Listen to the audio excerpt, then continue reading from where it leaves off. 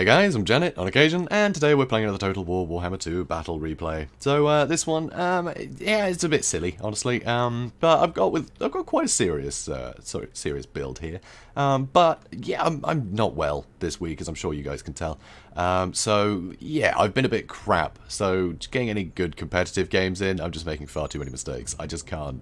Yeah, I can't function properly to play anything too serious. And this one was a bit silly, but I actually brought quite a good build, I think, for dealing with Lizardmen. Because Lizardmen, they completely crush Greenskins most of the time. I picked this, by the way. He went Lizardmen, I went Greenskins. I like to challenge myself. I like to play the tricky matchups. It's always good fun. But anyway, so I have a couple of Black Orcs in the front line. These guys, great armor piercing, so they're going to be able to do a lot of damage to big dinosaurs if they can hit them. Obviously no anti-large bonus, which would be nice, but they are immune to psychology, so they're not going to get terrified away like the rest of my army will. So that's great to have them in the front line. Also, they can kill skinks without even sweating, and they can kill Saurus warriors really well, and they can hold up against Temple Guard really well. So they're really just all-purpose, very useful units here.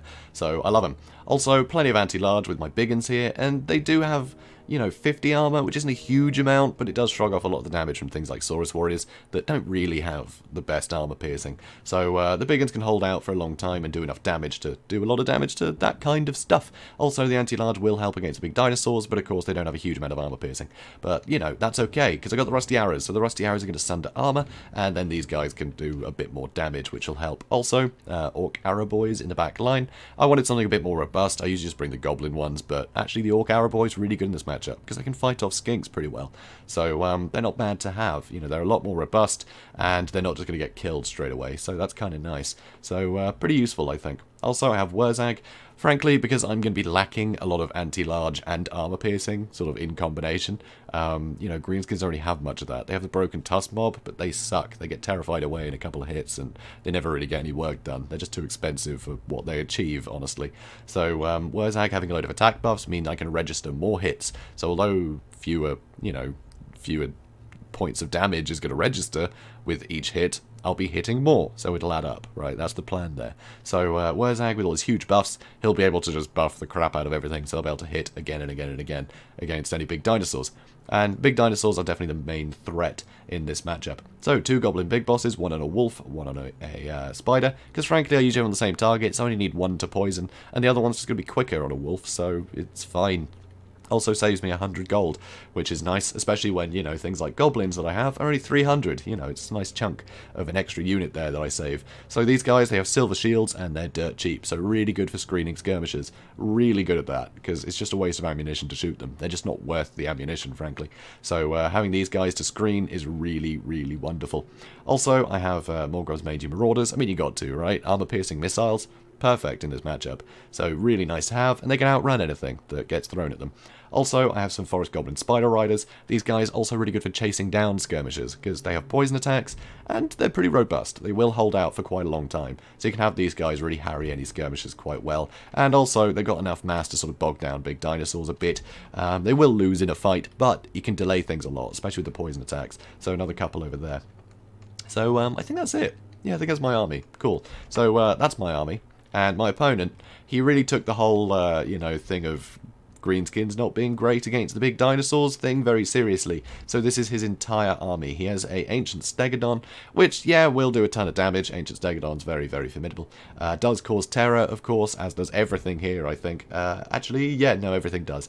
So he has an Ancient Stegodon, can do a lot of damage. He has 2 Saurus Scar Veterans, so they're going to have more, you know, combat effectiveness than the feral Carnosaurs, but it's more Carnosaurs, so really good armor-piercing anti-large, and really quick, and they're not going to rampage, because, you know, they have a handler. It's not a feral one. So that's going to be useful. And, of course, they have more cold-blooded. So more charges of cold-blooded means more healing for everything. Yay! Also, Mazdamundi obviously has a load of good AoE spells that he can use for free. He has Ruination of Cities and Banishment. That's going to be really useful against, you know, anything that blobs up. And, frankly, fighting this, you expect me to blob up, right?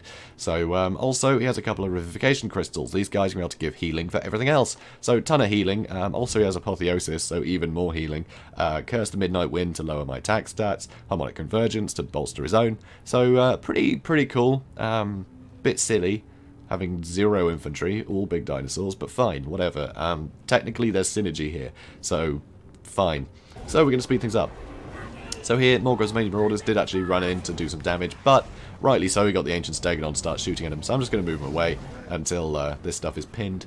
So that way, the Ancient Stegodon won't get a lot of damage at range on anything useful.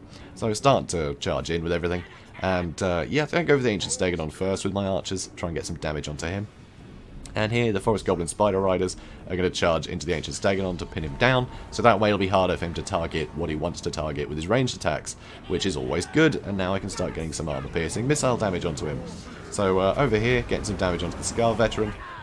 Here you can see the Rusty Arrows are sundering the armor of the Ancient Stegodon, which is rather nice. And here, one of his Saurus Skull Veterans is chasing my Goon Squad, so I'm just going to run away. I was going to lead him around, because frankly, I have so much stuff focused on his other units. If I can get these 2 Saurus Skull Veterans just to chase me around for a while, that's great for me. I'll just keep running. No worries. That's totally fine. Although that did hurt Wurzag a bit. So I'll use an effigy to git on him. The other one runs into the back of him, so it slows him down too, which is pretty funny. So just mucking up his plans here. And effigy to git does do some substantial damage. Also, he did use the potion of toughness there as well, so wasted that potion because he couldn't really hit anything. So that's nice. So I have some stuff terrifying, which is fair enough. I think he did use a banishment on me there, and I'm using a load of buffs, so War and Here We Go has been used, so that's 95 melee attack for the big uns, so they're landing a lot of hits on this stuff, an awful lot of hits. Over here, the goblins are doing a fine job dealing with that Scar Veteran, and now I've decided to goon this guy, so I have my armor pierce. Oh, Ruination City's going down, does some good damage, fair enough. So here, getting some good damage into Saurus Skull Veteran. I've got my Spider Riders and my Goblin Big Bosses and the armor-piercing missiles coming in, and now Wurzag's going to run in.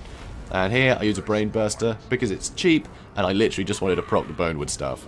So here, getting some good damage into the Saurus Skull Veteran. He will probably break soon. He's trying to get me to break with the Plaque of Domination, which lowers leadership by 8. It'll help Terra proc earlier, but it's too late for him. So now the other one comes in on half health, and I already defeated one, so I'm going to defeat the other one with the same, the same Goon Squad, because I've proven that can already work. Mazdamundi is taking a ton of damage from range. Rusty Arrows I moved far away, because I could see his Ancient Stegodon was running in to try and deal with a load of my archers and whatnot. So anyway, he can fight this stuff for a while. So I think there's going to be another Here We Go. Oh no, Cursed Midnight Wind. Oh, now my melee attack is lower than than it should be, which is rare when you have Wurzag on the field. Usually you're always getting buffs. But no, Cursed Midnight Wind. That's a shame. But my archers are firing in, so that's nice. So over here, this Saurus Skull Veteran has been dealt with. I'm sending my Goblin Big Boss on the Wolf to go chase down the other one. He might lose a fight against him, but it's keeping him busy over there while I deal with everything else. He doesn't have the health to really affect the balance of power all that much. So that's kind of done. That one's shattered. And now I can run in here. Mazdamundi has broken just under the ridiculous amount of fire he's received. He can't really hold out against that kind of thing. And frankly, 32 melee defense isn't a huge amount when you've got, sort of, what's that, 80 at the moment? Yeah, for the Black Orcs. Pretty good. It's pretty good, isn't it?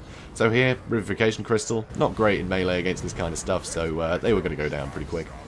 And the Ancient Stegodon, I've been focusing on him because he's capable of doing a lot of damage. So he's got 100 kills. That's pretty grueling.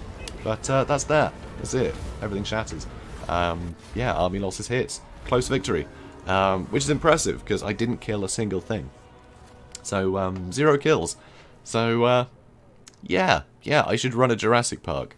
I think that's what Wurzag should be doing. He should be running a Jurassic Park because they escape the fence and he can round them all up without killing any. So good for profits. And of course, we spared no expense on these things, so it's always good to deal with that. So anyway, enough about Jurassic Park. I'm slightly delirious. Like I said, I'm not well, so I'm struggling a bit. But anyway, so yeah, this worked fine because this build is just too silly, honestly. Just because something is not strong against something else, big dinosaurs are a counter to the Greenskins. That's true. But it doesn't mean you can go with all of the counters. It doesn't work. That Terror is really deadly. The missile attacks from the Ancient Stegodon really contribute to a lot of kills, and they can just stomp around so much. It's very scary. But if he just, dropped one Revivification Crystal and spent that on a couple unit of Skinks, he would have done better. He wouldn't have needed much extra. He just needed something so that these guys could run through when there was war or a buff. They needed to get out of a fight, and it's impossible to get out of a fight when you have nothing to run through and escape through, right? You've got to have some stuff. So this was very, very silly indeed. The amount of chevrons on that ancient stegodon. The amount of chevrons on these bastillodons. Jesus, get rid of all those chevrons and you could have afforded some infantry. It's just silly. You gotta have some infantry, man. It's just, this doesn't work. Alright, I get it. Greenskins are weak against that kind of thing. But not when you go with nothing but that kind of thing.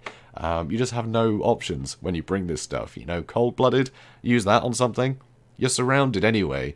Right, there's nowhere to run off to get some respite while you have cold-blooded going. And when cold-blooded is going, your defensive stats are down. So you're going to get hit more. So you're going to end up getting damaged as much as you can heal, so it doesn't help you. So it's just kind of pointless. It's all very silly. You got to have some infantry, dude. So I don't know if it's just because, you know, who's trolling me or what, but anyway, just a word of warning for people. Just because something, you know, a faction has a weakness, don't bring all of that thing. It just doesn't work.